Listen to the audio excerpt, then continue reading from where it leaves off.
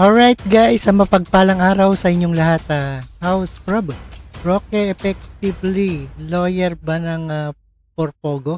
At panoorin po natin in a House panel hearing, Harry Roque still denies had been a lawyer for Lucky South 99 Pogo and goes with the key with explanation for hours. At panoorin po natin dito sa Senate of courtesy of House Representative sa Senado. Alright, and let's go. And the further ado. Kayo po ba ay abogado ng Lucky South 99?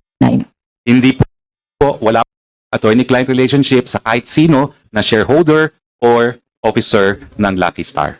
From that Lucky South. answer of Attorney Roque, Mr. Chair, I wish to share to the committee the case of Eusebio Sison versus Attorney Lourdes Dumlao. This is AC number 11959, April 28, 2021.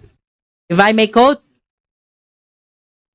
a lawyer-client relationship is established when lawyers consistently manifest to a person consulting them that they would provide legal representation or assistance, regardless of the close ties between the parties or the lack of written contract or the non-payment of legal fees.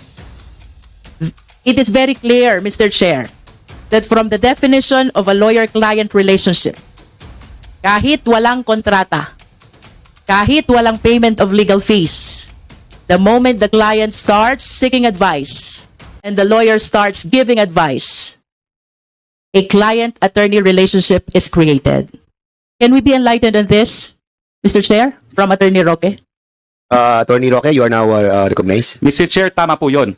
Ang problema, wala pong kahit anong konsulta na nangyari sa panig ko at sa kahit kanino sa panig po ng Lucky South. Was Attorney Roque participating in that discussion? Based on what I remember, nakikinig lang po siya doon. Okay. Now, you also mentioned that there were several phone calls that were made by Attorney Roque to you. Yes, you confirm sir. that? Yes, sir. Okay, what was the nature of these conversations? He was asking po kung meron pa pong lacking documents yung Lucky South. So it is for the new accreditation of Lucky South 99 as IGL. Yeah, for the ongoing application po of Lucky South for an internet gaming license. So it is contrary to the statement that it was just for the payment of the arrears.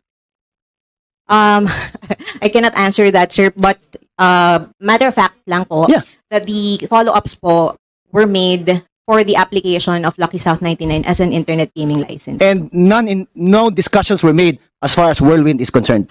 None po, because Whirlwind po does not have any relationship or any accreditation or any relationship or contractual relationship with PAGCOR. How about the phone calls that you received from Attorney Roque? Did it include in any way Whirlwind? No po. No. So it was all Lucky South 99. Yes po. Alright, ayan, subaybayan po natin ng Build your website today. hearing dito sa... Hosting that. Find the load Alright, times. let's get it on. Alright guys, let's get it on tayo. Kayo po ba ay abogado ng Lucky South 99? Hindi po, wala po akong attorney-client relationship sa kahit sino. The case of Eusebio Sison versus Attorney Lourdes Dumlao. This is AC number 11959, April 28, 2021. If I may quote, a lawyer-client relationship is established when lawyers consistently manifest to a person consulting them that they would provide legal representation or assistance, regardless of the close ties between the parties or the lack of written contract or the non-payment of legal fees.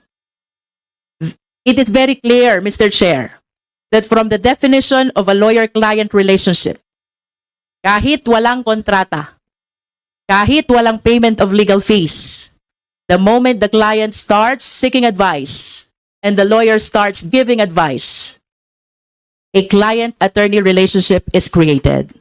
Can we be enlightened on this, Mr. Chair, from Attorney Roque?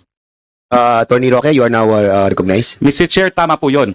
Ang problema, wala pong kahit anong konsulta na nangyari sa panig ko at sa kahit kanino sa panig po ng Lucky South. Was Attorney Roque participating in that discussion?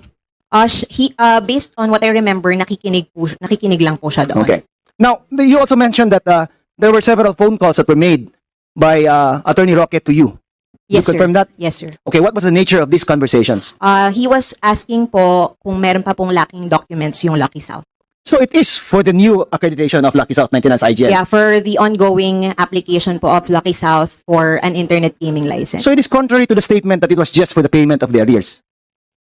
I cannot answer that, sir, but matter of fact lang po Yeah. that the follow-ups po were made for the application of Lucky South 99 as an internet gaming license. And no discussions were made as far as Whirlwind is concerned.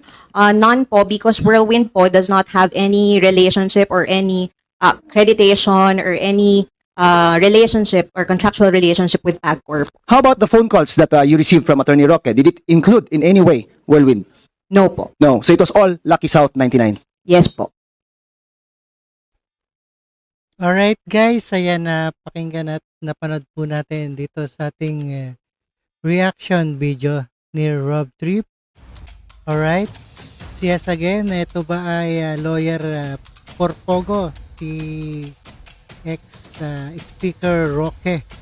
Alright, at maraming salamat sa panonood at pagkinig kay Rob Trip.